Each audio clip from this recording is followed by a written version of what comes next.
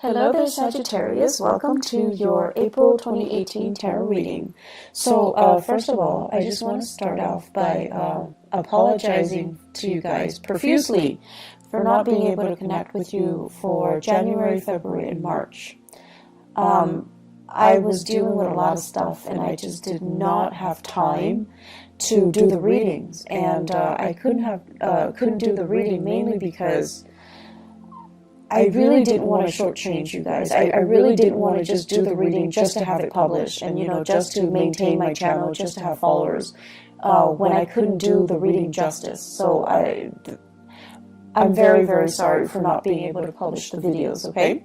So without further ado, let's go into your reading.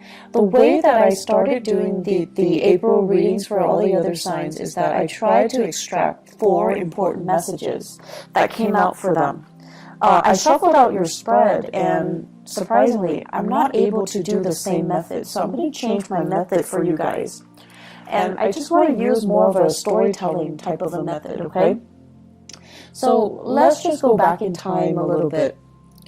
Now, I feel many of you have emerged from a situation that left you feeling very emotionally, empowered, a lot stronger, and you learn a lot about yourself. And I feel like, this is the past 3 years, that Saturn in Sagittarius energy. And what did that do? It made you a lot more independent. You're able to do a lot of things on your own. And it's made you kind of very resilient to the point where you're like, I don't really care what you think about me. I like me, and I'm okay with that. And I feel like your sense of social awkwardness, you don't care how people see you. And you don't care how you relate to your body. I feel like some of you might have been a little bit clumsy, and you became less clumsy. And I know that sounds weird, but I feel like a lot of it has to do with just this inner sense of calmness and confidence. And you're not constantly frazzled and energetically, riled up by other people. You've been through a lot, and I'm not going to lie, I feel like a lot. And so other people's opinions of you don't really matter. They kind of like, water on a duck's back. It just washes away. And I also feel when you're around someone who's really antsy and just, worked up, you're no longer affected by energy. So even if they do things with such an immense sense of urgency, you're going to start to do things at your own pace. You're going to start to, dictate how things are getting done. So I do see what Saturn did for you was emotionally, honestly, it made you guys a lot less naive. You have a very happy-go-lucky way about you, where you guys are really honest, you're very truthful, and in a way you see the best in people. And Saturn knocked some sense into you, where it made you a lot more cautious about who you trust with your secrets, and who you can entrust with your time in your life. And so you guys became a lot more, weary of people, but you're a lot less naive. And then on top of that, you're a lot less self-conscious, you're a lot more confident, and you're a lot more sure about what you want. Okay? So it's a maturation process. And I know the past 3 years have not been easy.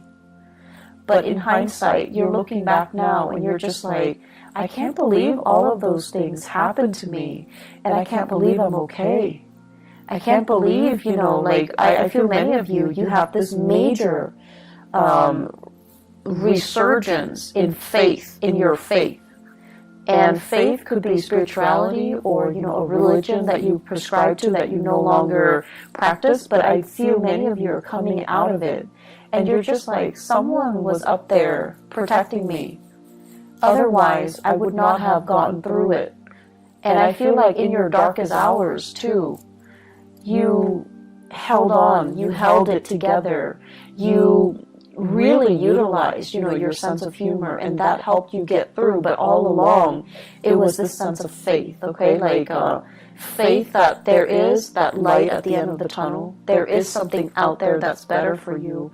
And there is that sense of trusting that the universe didn't just put you through the situation without a reason, trusting that the universe is prepping you and strengthening you and fortifying you for something else that is much better. So that was, the past 3 years. And let's talk about this present moment in time. I feel like many of you are in danger of shutting yourself off. I see you kind of going home, closing the blinds so that your neighbors don't look in. I see many of you, spending your weekends. Family it's your haven, it's your refuge. They're people that you really, really trust. And so you feel at ease with them. But I see many of you spending your time alone. Okay? Like doing whatever it is, but I feel like you're alone because you love the peace and quiet. You love the stability and the predictability. And you love being able to let your guard down because you trust yourself, right? But there are things here that indicates to me isolation that might not be altogether good for you. I do see on the flip side of this, you have people that are just like, hey, do you want to grab lunch? Do you want to grab a movie? You want to catch up? Do you want to have, girls' night, guys' night? Do you want to hang out with us? Do you want to, do certain things with us? And I feel like you're at a point where you're just like, if I like the activity, I'll do it. If I don't like the activity, I'm not going to do it. It's not so much about the activity. It's more about the social event. Being around other people. Needing to feel normal again. Needing to have a healthy social life. Needing to kind of like get out of your dragon's lair and see the sunshine. Needing to get more physically active. Needing to just, as a fire sign, needing to feel that joy of living, joy of life when you're around good people. So you're at a point, unfortunately, what Saturn did was it made you really skeptical and kind of bitter about people, especially people that have really, really frivolous complaints. And the way that I usually look at this is kind of like first world problems versus third world problems, poverty, hunger, famine, things like that.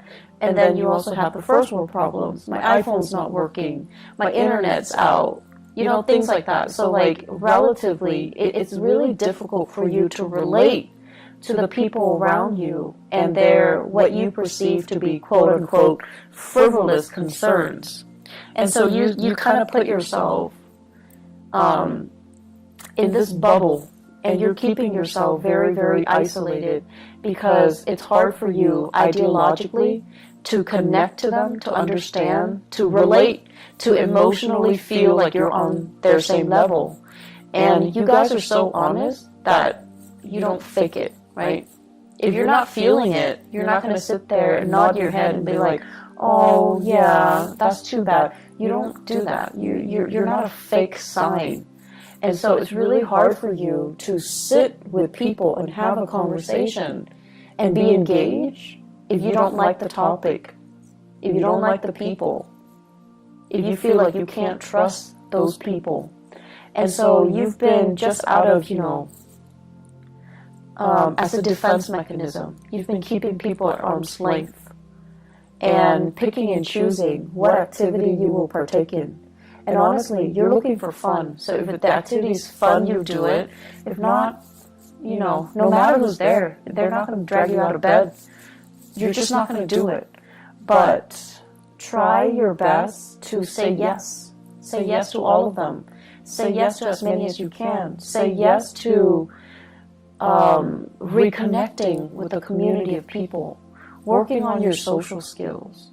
Allowing yourself to feel carefree again. Don't operate in this survival mode where we feel like everyone has hidden agendas. Or, in some cases, feeling as if I've been through a lot, these people are too young, they don't really have anything to complain about, to gripe about. I find their grievances annoying. Yes, it's annoying, but they're not bad people, right? And remember, a few years ago, when you told yourself that you like to be around good people, honest, decent, hardworking, good people, you're getting your chance right now, and I feel like you're saying no to it. Okay, so make these connections, reconnect with people, say yes to these invitations, get yourself out, open your blinds and greet the world. Okay, it's not good for you to keep your energy so contained. Being a fire sign, you need people. You need to be out. You need to do things. You need to, honestly, you just need it so that you're happier, not depressed. I see some of you, it's not so much depression, it's just like you need to do more things, okay? Physical activity, health issues. Health is looking really good. Your money situation, it's going really, really well. It's going tremendously well. So I don't see many of you struggling financially. You're in a really good space right now. You actually have a few projects that I feel you're dabbling in, and ideas, you know, like DIY projects, creative projects, money-making side gigs. Those things are not really the problem. I do see health is going well, and you guys are really lucky. You have a fast metabolism, and you know you're generally like very carefree, so I don't feel like you're a hypochondriac where you have shakes and shivers, where you feel like cold all the time. But I do feel it would be really good for you, you know, now that we are heading into spring in the northern hemisphere. The weather is nicer. Go out and soak up some sunshine, okay? Get yourself more physically active. It's the right time to do that. I feel many of you might have been really, really blue during the winter season. There aren't a lot of people, aren't a lot of social activities, or just, you know, the overall gloomy, cold, kind of damp weather in the northern hemisphere that really got to you. And now the sun's out. You need to get out there and do more physical activity. I keep seeing people soliciting you, especially earth sign, Taurus, Virgo, Capricorn. These are like, there are some romantic prospects in there too. And there are some serious, you know, really good people, really good friends. They're telling you, you know, step out of your shell, go to these events, go to these functions, come over to their house, potlucks, and, you know, just a lot of social activities. I also see air signs, Aquarius, Gemini, and Libra.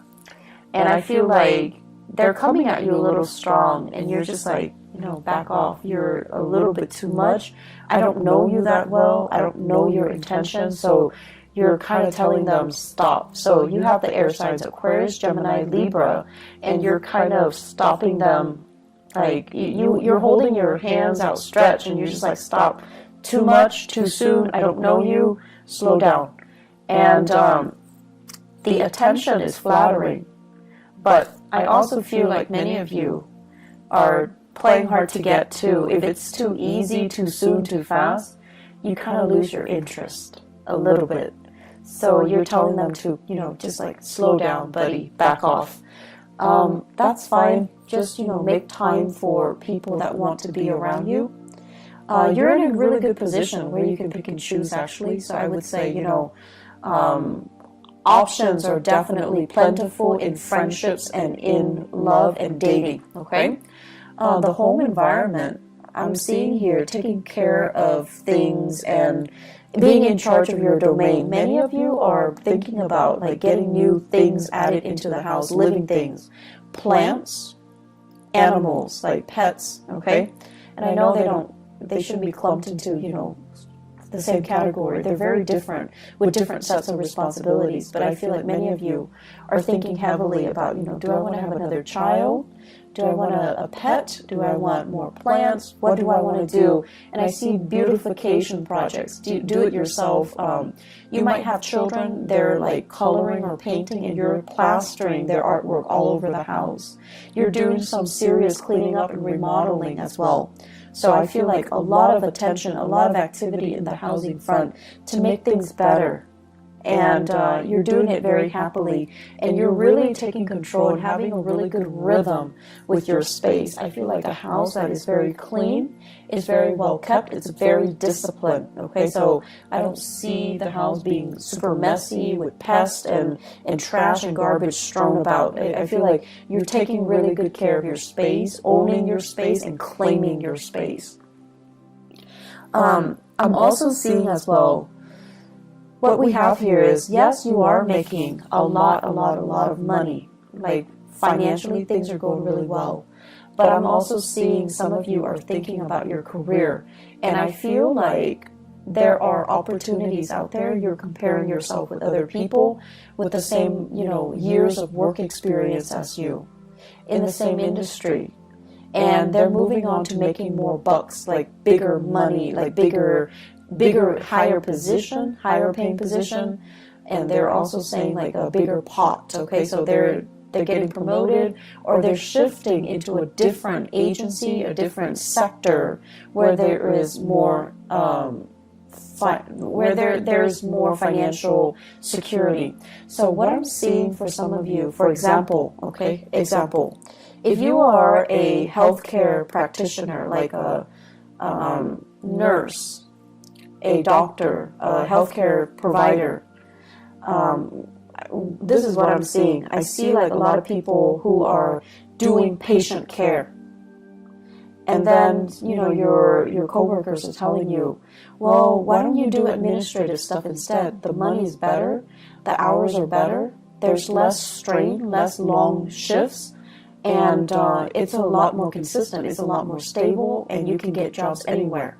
And so rather than being a nurse, when you're working with intake and patient care, you're shifting to become an administrator in a hospital, in a medical facility as well. So the job is, different, but I feel like the degree is transferable, or your skills are transferable into more of an administrative role. And the administrative role has more money, more opportunities for growth, better hours. And I feel like some of you are really, really thinking about long-term career.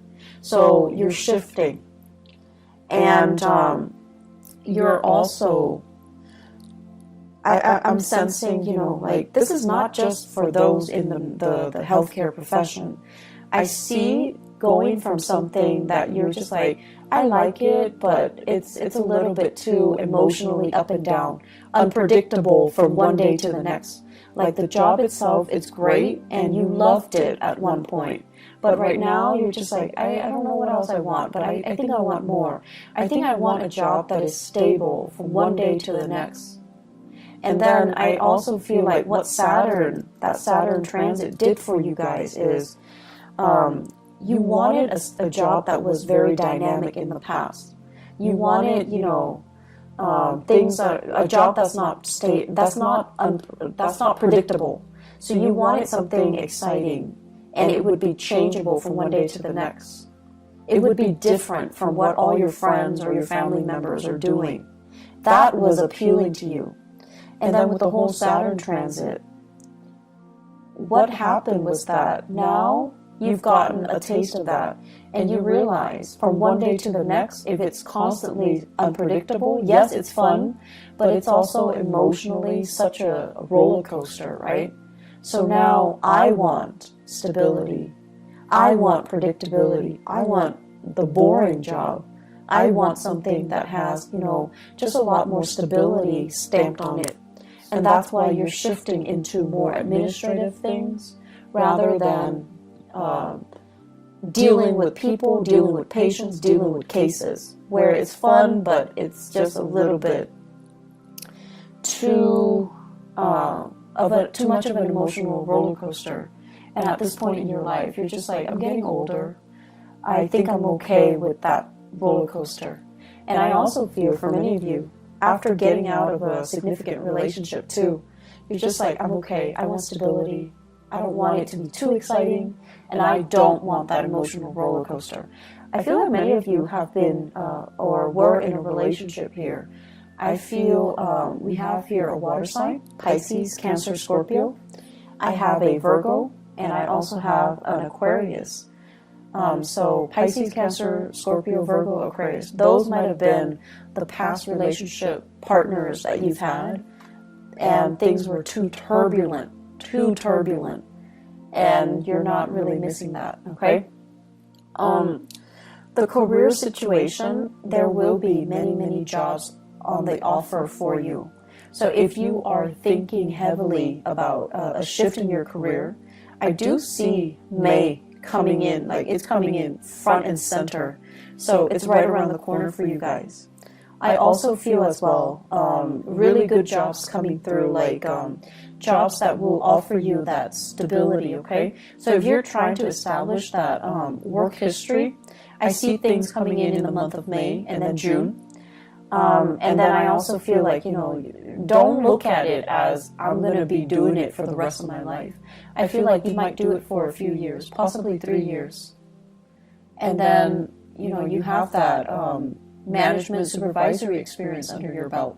And then you can move on and find something else too. So it's not going to be that final destination. It's still, you're still trying to find things out, okay? So maybe after those 3 years, then you're going to be like, oh, that's a little bit exciting. It's a little bit stable, but it was kind of boring. Now I'm ready to go back to, you know, that unpredictable job, that emotional roller coaster of a job. So I see a lot of, you know, back and forth here, and there is nothing wrong with that. So don't tell yourself that that's abnormal to want these things and then to kind of go back on your words, okay? There's nothing wrong with what you're doing. If you want to take several years and to have like a change of pace in your work environment, that's fine. You're not doing anything irresponsible or reckless. And if you need that, that's totally fine. The only danger is, you know, other people are in a specific situation and they hate their job, but they're so fearful about leaving. You're being proactive and you're leaving before it gets stale, and you're leaving because you know you need something else. You need a change of scenery, whatever that might be, okay? So May, June, great career moves, okay? Great career months. The month of July, I also feel like you're getting some feedback as well, but I feel like they're saying they came belatedly. So I feel like you're going to be accepting something in May and June. And then the July timeframe is when some of you might be undergoing some type of a training program or a job offer comes in and it's kind of like below expectation. So that's in the month of July. In terms of, let me see, I keep seeing a lot of relationships here. I keep seeing like a sharing of assets, financial divvying up, or like a split when it comes to assets. I'm also sensing as well, you know, somebody is looking into your financial transactions. So it could be like an accountant, if you are hiring an accountant, and they're looking and they're just like, okay, where did you spend your money?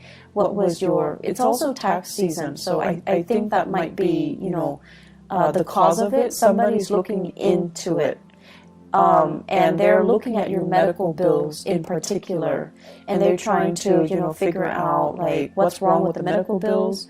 Are there things that are past due? Why is there a past due amount?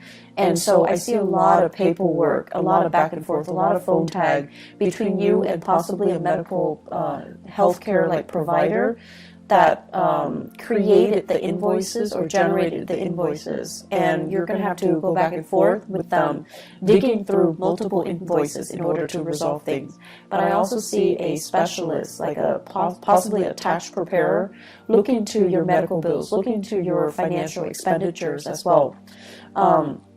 It is Mercury retrograde. If you are filing any type of, you know, financial packet, if you're filing anything, you need to look through it with a fine-tooth comb. Okay, you need to go through it. Mercury retrograde is when we are really prone to being careless and not making mistakes. And making mistakes. And I can't talk either, so my apologies. We're very careless. And the people that do things for us, they're also very careless. So it's pertinent to look over documents very carefully before you submit. Now, I know Sagittarius, you guys are really impatient. If it takes you like 9 hours to get something done, once it's done, you send it out and you never want to look at it again. You're done. You don't want to look at it.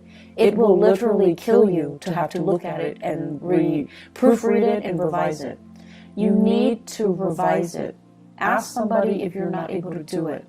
but you need to revise it. I can't stress enough. You have to do it. You just have to suck it up and do it, okay? I know it's not fun, but it's important because you don't want this to come back and bite you 3 months down the line, okay? One last thing here. You know, you guys are like, at this point, I just feel like you've been through some things and you're skeptical of people.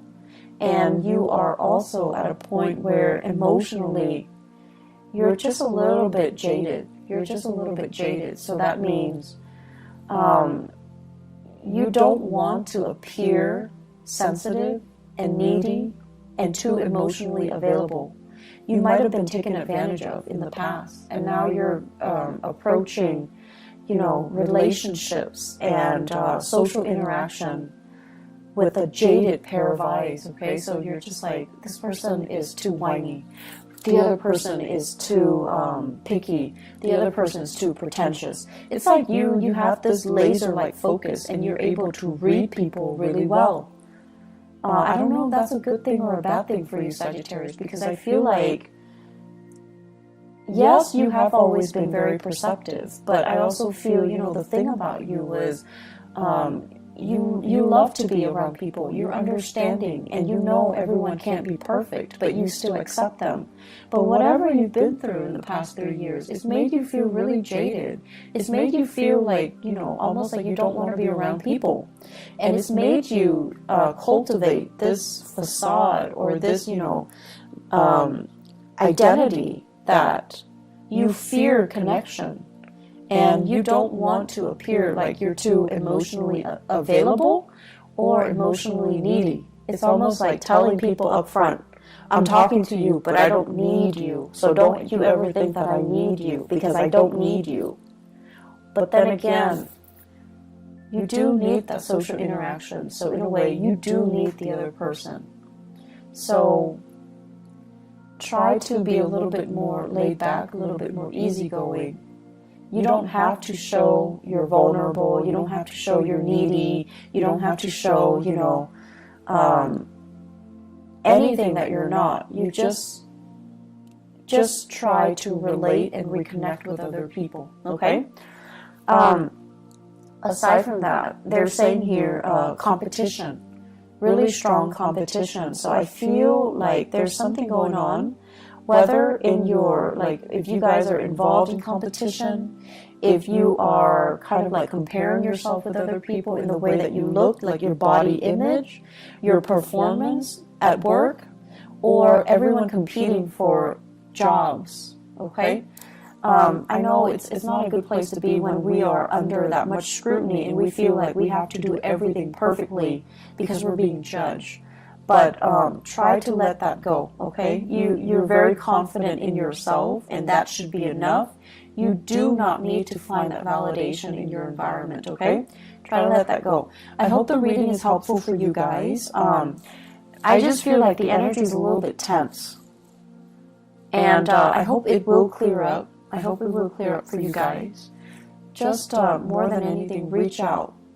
Reconnect with people, okay? I'll be back for the May reading. I'll try my best for mid-April, but I'm not sure if I'm going to have the time, okay? If I do, I will definitely do it for you guys. If not, I'll see you guys in the month of May, all right? Take care of yourself, Sagittarius, and I'll talk to you soon. Bye-bye.